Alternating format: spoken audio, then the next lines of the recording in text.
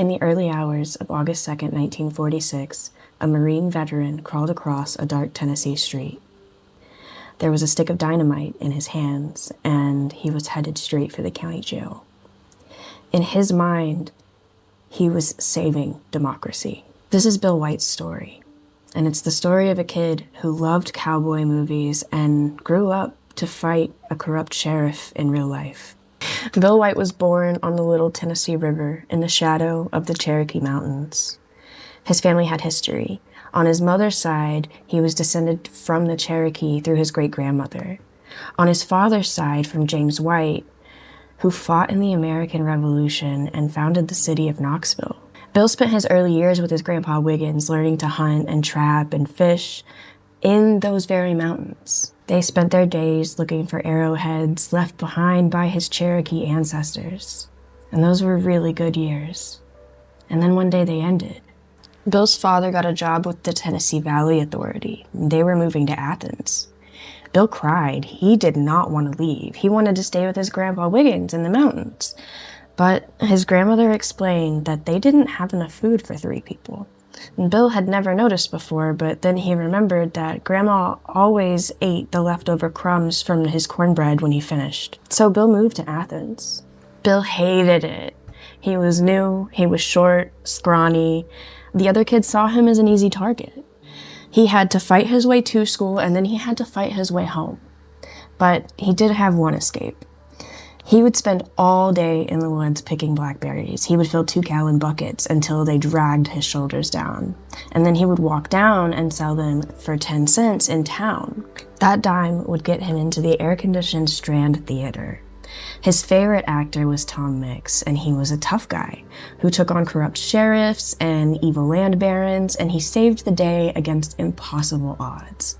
Bill didn't know it yet, but he was watching a preview of his own life. Because while Bill was growing up, something corrupt was taking place in Athens.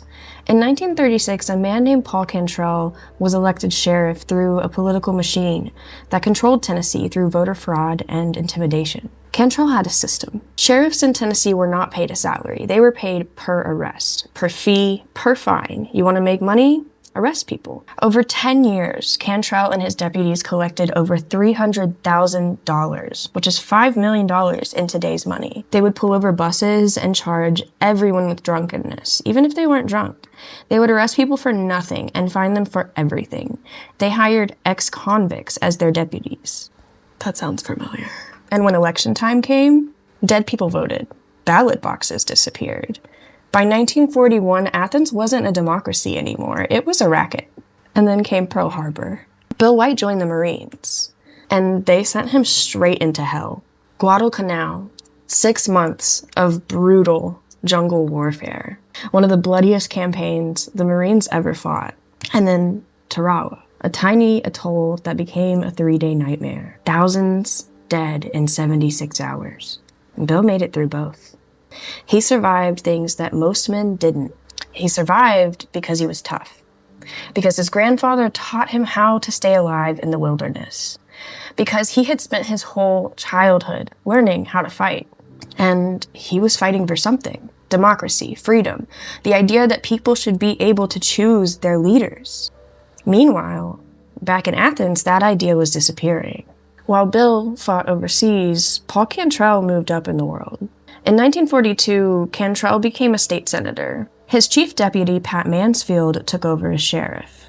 And then things got worse. The deputies weren't just shaking down poor people anymore. They were targeting anyone who looked like they had money. A bus full of workers heading home from their shift? Pull it over.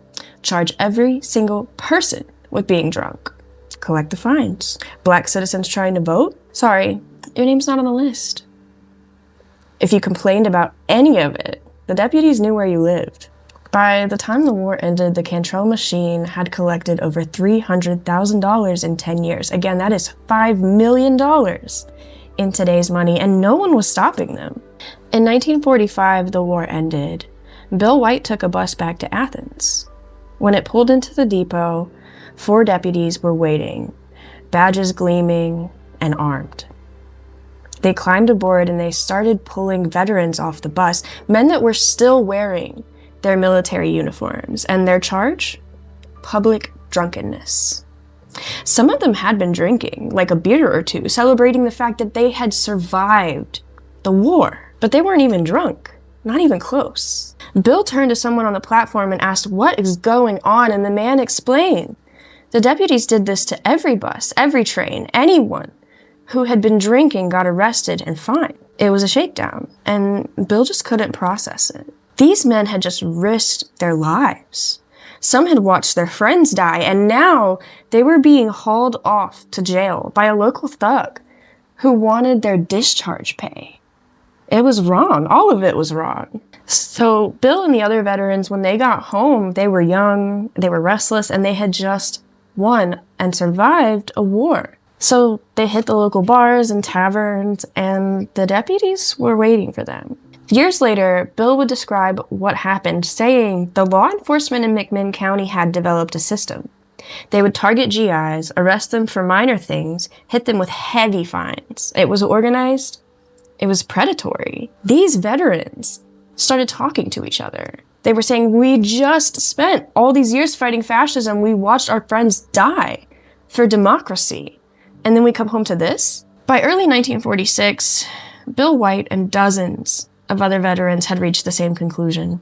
If no one else was going to stop the Cantrell machine, they would do it themselves.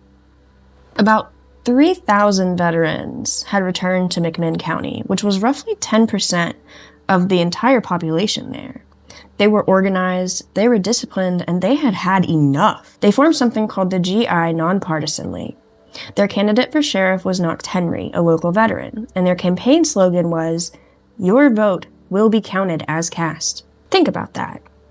In America, in 1946, they had to promise that their vote would actually be counted. One veteran stood up at a rally and said it plainly. "The principles that we fought for in the past war do not even exist in McMinn County." By July, the GIs knew that the Cantrell machine would not go down without a fight. On July 31st, 159 veterans signed a petition asking the FBI to send election monitors. And the FBI just never responded. So Bill White organized something else. He called it the Fighting Bunch. 60 armed GIs. And their job? Protect voters on election day, whatever it takes. August 1st, 1946. Election day. Normally, about 15 deputies would be outside the polls in McMinn County. This morning, over 200 showed up, armed, wearing badges. Many of them were brought in from out of state and paid $50 a day. About $650 in today's money. The Cantrell machine knew they were losing, and they were prepared for war. The GIs showed up too, watching, waiting. The polls opened, and for a few hours everything was peaceful, until about 3 o'clock in the afternoon. Tom Gillespie was an elderly black farmer. He had lived in McMinn County his whole life. He paid his taxes, he followed the rules, and he had come to vote. A deputy named Wendy Wise told him that he couldn't. He said his name was not on the list. Gillespie insisted because he had every right to vote, and Wise hit him with brass knuckles to the face. Gillespie ran, and Wise pulled his gun and shot him in the back. Gillespie did survive. Wise would later be sentenced to 3 years in prison, and he was the only person that was ever prosecuted for the things that happened this day. But that was later. Right then, in that moment, everything changed. GI poll watchers who tried to intervene were arrested and beaten. And then, as the sun started to set, the deputies did something unprecedented. They seized all of the ballot boxes, loaded them into a car, and drove them to the county jail. They were going to count the votes in secret, behind locked doors with armed guards. And the veterans watched it happen. And then they made a decision. Night was falling over Athens. The ballot boxes were locked inside the county jail. Paul Cantrell, Pat Mansfield, and about 50 armed deputies were inside with them. The deputies gathered in the streets. Hundreds of them. They had just watched their fellow citizens get beaten. They had watched Tom Gillespie get shot in the back for trying to vote. They had watched democracy get stolen and locked behind bars. And someone asked, "What do we do?" Bill White did not hesitate. He's quoted as saying, "They're doing something," he said, "and I'm glad they did that. Now all we gotta do is whip on the jail." They were gonna get the ballots back. By force. First, they needed weapons, and there sat the National Guard armory in the darkness. Most of the weapons had been shipped overseas during the war, but there were still enough. The veterans broke in and they took what they could find. M1 rifles, pistols, Thompson submachine guns, and ammunition. Bill White walked through town carrying those weapons, ammunition strapped to his chest. And he waited for the last light to fade. This was it. The kid who had watched Tom Mix fight corrupt sheriffs on the big screen, he was about to do it for real. By 9 o'clock, several hundred veterans surrounded the county jail. They took position across the street, up in windows, shooting down into the jail. They had the building surrounded on 3 sides, on purpose. They didn't want to kill anyone. They just wanted the ballots. If the deputies wanted to run, they could run. Around 9 o'clock, the first shots rang out. For about 30 minutes, gunfire echoed through downtown Athens, and then it died down. Both sides were low on ammunition, and it was too dark to see. Inside the jail, a deputy tried to call a sheriff in the next county over. He asked for reinforcements. Their response was, "Do you think I'm crazy?" Nobody was coming to help them, and the standoff continued. Hours passed. And then, around 2:30 in the morning, the veterans decided they had had enough, and they were going to end it. Someone had dynamite. The first stick landed near Sheriff Mansfield's car. The explosion flipped the car upside down. The second one hit the jail's front porch. The porch collapsed. Cars parked near the jail just started exploding, flipping through the air. Fire and smoke is filling the street, and Bill White made his move.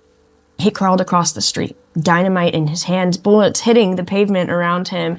He reached the jail porch. He placed the charge, and he crawled back. The explosion shook the entire building. Between 2:50 and 3:30 in the morning, white flags started to appear in the windows of the jail. The deputies were surrendering. They filed out with their hands in the air, fear and dust all over their faces. Some of them were taken out to the woods and beaten by the crowd for what they did to the veterans earlier that day. Others began overturning cars and rioting, but the veterans formed a committee and restored order pretty quickly, and then they opened the ballot boxes. The tally sheets had been obviously altered, changed, to show that Paul Cantrell was winning, but in the precincts where the ballots were counted fairly, where the GIs had been allowed to watch, Knox Henry had won. 1,168 votes to 789. 2-1. The people had spoken, and this time, their votes were counted. Dawn broke over Athens on August 2nd, 1946. The jail was postmarked with bullet holes. Cars were still overturned and burning in the street, but miraculously, no one had died. Knox Henry had been in protective custody. The Cantrell machine had said that they wanted him dead, and he took precaution. But now, it was safe for him to come home. The GI veterans patrolled the streets. They kept order, and they started making changes. Deputies would be paid salaries now, not fees per arrest. Those salaries were capped at $5,000 a year. The gambling houses that had paid protection money to Cantrell's men raided and shut down. Paul Cantrell moved to the next town over. He opened an auto dealership, and apparently he wasn't even bitter about what had happened. Pat Mansfield moved back to Georgia. The machine was broken. Democracy had been safe. It was over, except it wasn't. The Battle of Athens made national headlines. The New York Times condemned it. They called it vigilante justice. They said there was no substitute for orderly processes. A columnist named Robert Rark wrote that there was very little difference between a vigilante and a lynch mob. Eleanor Roosevelt had even suggested before this happened that GIs returning should be checked for violent tendencies before they were allowed back into society. But some people saw it differently. A congressman praised the veterans. He said that decency, honesty, and liberty and law have all been returned to McMinn County. And the story spread. 3 other Tennessee counties saw similar veteran uprisings. Other southern states had movements inspired by what happened in Athens. For a moment, it looked like something was changing. But the veterans warned people, don't do what we did. Don't take up arms. There has to be another way. January 4th, 1947. 5 months after the battle, 4 of the 5 GI leaders who had won the election released a statement. We abolished one machine, only to replace it with another. The GI government was falling apart. Internal conflicts, inexperience, the weight of actually running a county.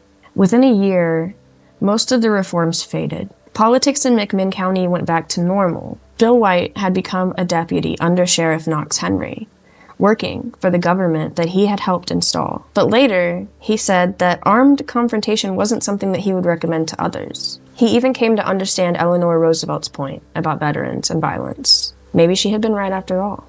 After all this happened, Bill found a girl that he had seen before at the Strand Theater before all of this happened, and he had told her he was going to marry her, and that's exactly what he did. Her name was Jean, and they were married for 57 years. They had 4 children together. Bill ran a hunting and fishing lodge up in the mountains. He became famous for hunting boar with a spear. Magazine articles called him Tennessee's tough guy. He recorded cassette tapes about the war, about Guadalcanal and Tarawa, about the night that he threw dynamite into the jail. And then, sometime around 2007, Bill White died. His grandson runs a website about the Battle of Athens, and he keeps his memory alive. But we don't know much else. There's no detailed obituary, no record of his final years, and maybe he wanted it that way. Maybe after throwing dynamite at a county jail, you just want to live quietly. Hunt in the mountains, raise your family, be normal. Or maybe, like so many veterans' stories, his just got forgotten. Bill White's wife, Jean, was asked later what Bill would want people to know about the Battle of Athens, and her reply was the truth, the exact truth. So here is that truth. In 1946, a group of veterans returned home from fighting fascism overseas to find it waiting for them at their doorsteps. They fought back and they won. And within a year, they had returned to normalcy to Athens, Tennessee. The Battle of Athens proved something so important, that democracy is worth fighting for, that sometimes when every legal option fails, people will take extreme action to protect their right to vote. Democracy isn't something that you establish once and walk away from. It's not a problem that you solve with dynamite and rifles, even when that works. It's something you have to maintain every single day through boring city council meetings and school board elections and local organizing, through the unglamorous, exhausting work of paying attention and showing up. Bill White knew that. He fought fascism in the Pacific. He fought corruption in Tennessee, and then he went home. He built a life, he raised a family, and he lived quietly in the mountains. Maybe that's the most important part of the story. He didn't become a politician. He didn't try to be a war hero forever. He did what needed to be done, and then he went back to living. That's the exact truth.